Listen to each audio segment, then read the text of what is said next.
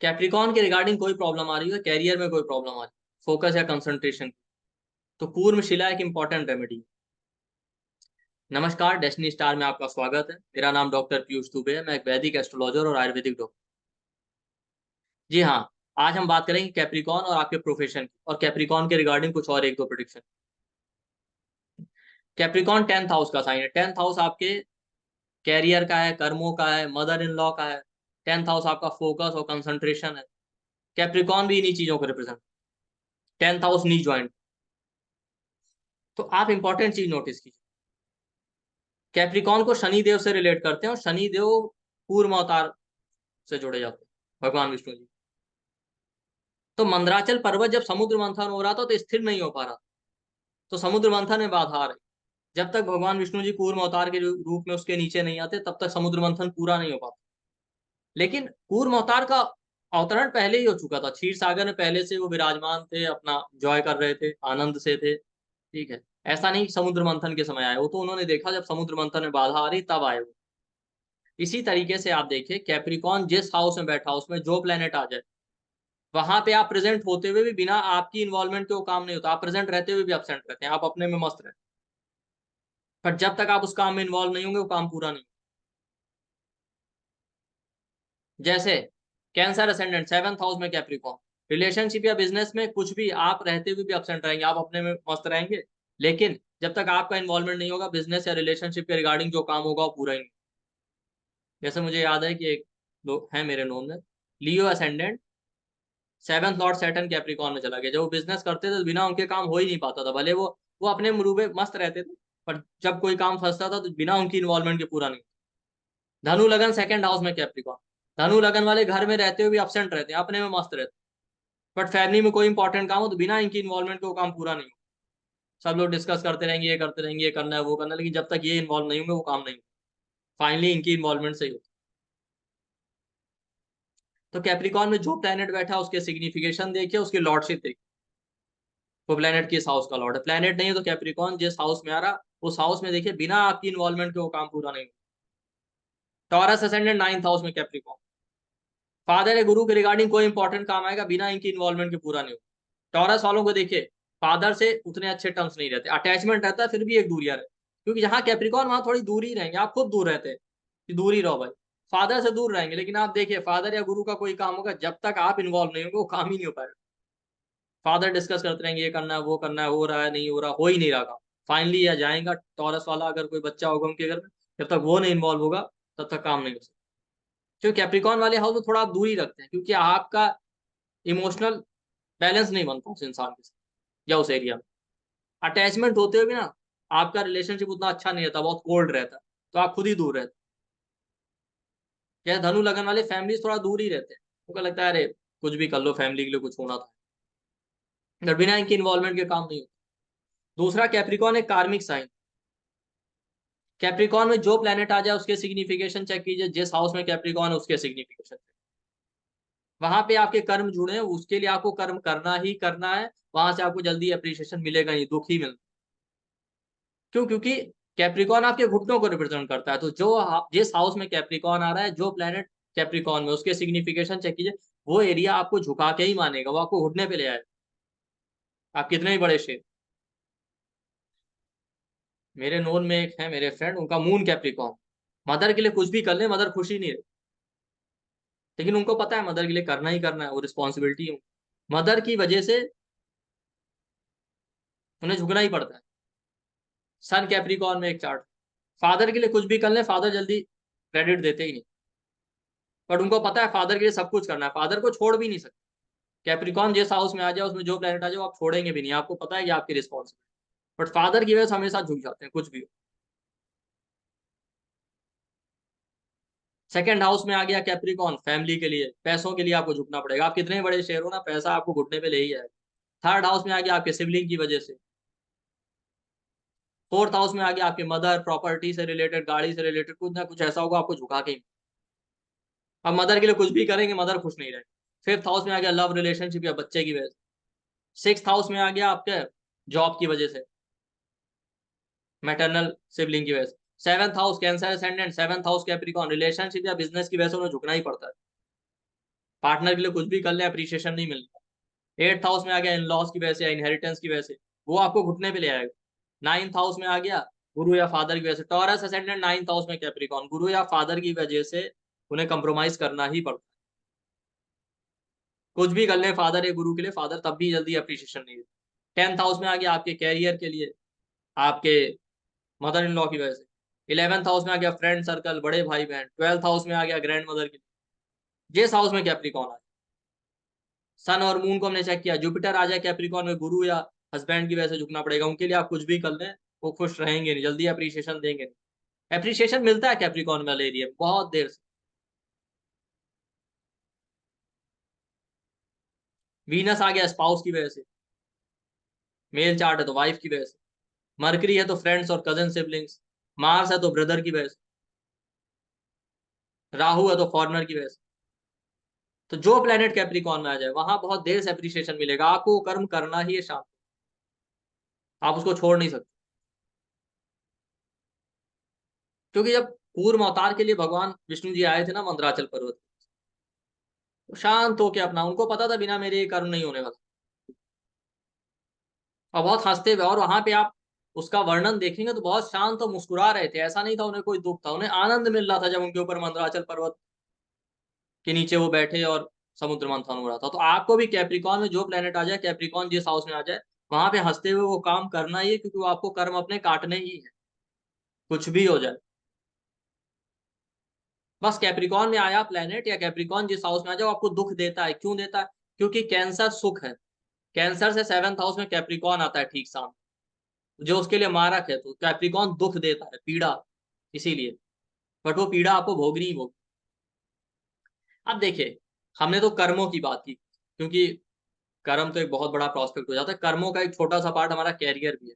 तो Capricorn 10th house का sign है काल पुरुष के, तो जो प्लेनेट कैप्रिकॉन में आ जाए, कैप्रिकॉन जिस हाउस में आ जाए, वो आपके कैरियर में भी इंपॉर्टेंट रोल प्ले करता है। आप वहां से अपना कैरियर देख सकते हैं, या एग्जैक्टली ना भी कैरियर हो तो कुछ वहां आपके वर्क का, आपके कैरियर प्रोफेशन का कुछ ना कुछ संबंध वहां से होता जरूर है।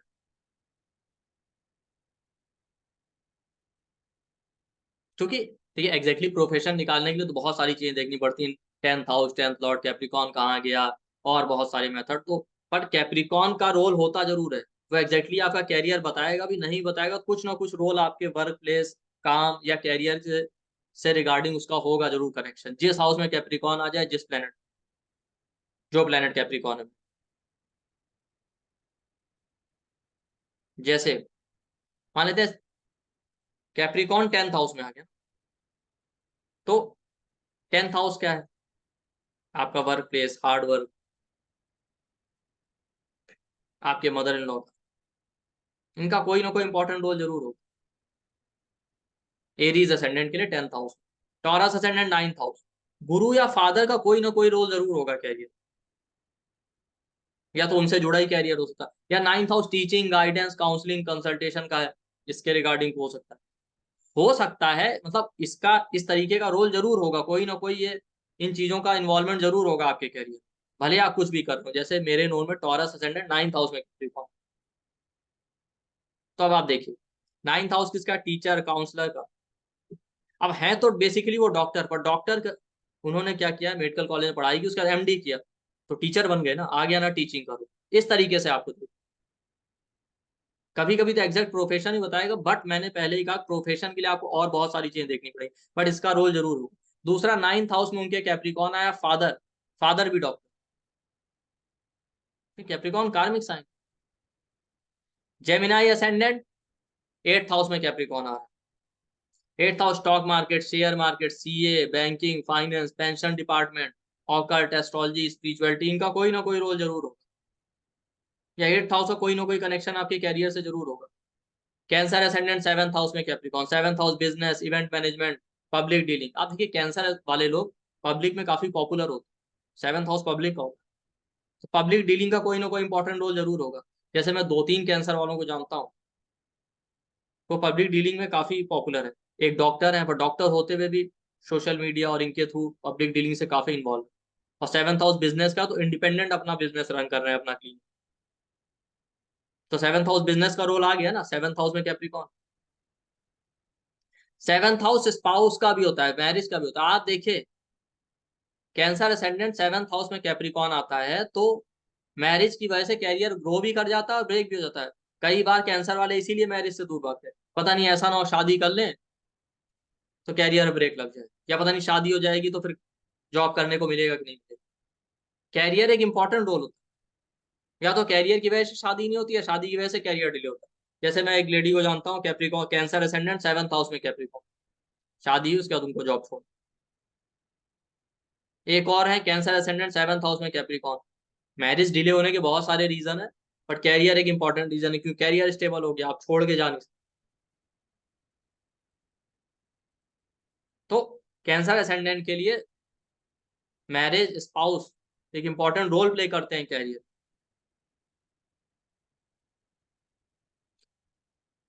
लियो असेंडेंट सिक्स हाउस में कैप्रिकॉन, ज्यादातर लियो वाले आपको ना जॉब ओरिएंटेड मिले, मैं दो तीन को जानता हूँ, एक मेरे नोन में है लियो असेंडेंट सिक्स हाउस में कैप्रिकॉन, वो आज तक जॉब की तैयारी, सिक्स हाउस जॉब को। एक और है लियो असेंडेंट जुपिटर सिक्स हाउस में कैप्रिकॉन में, टीचर है वो। इस तरीके से आप देख सकते हैं। लियो के लिए एट्थ लॉर्ड जुपिटर है, ऑकल्ट इन चीजों में भी इंटरेस्ट। और सिक्स हाउस किस चीज का होता है? सिक्स हाउस आपका ऑडिटिंग का होता है, सिक्स हाउस डिजीज का तो डॉक्टर, सिक्स हाउस कॉन्फ्लिक्ट का तो लॉयर बन सकते हैं। ये सारे कैरियर हो सकते हैं।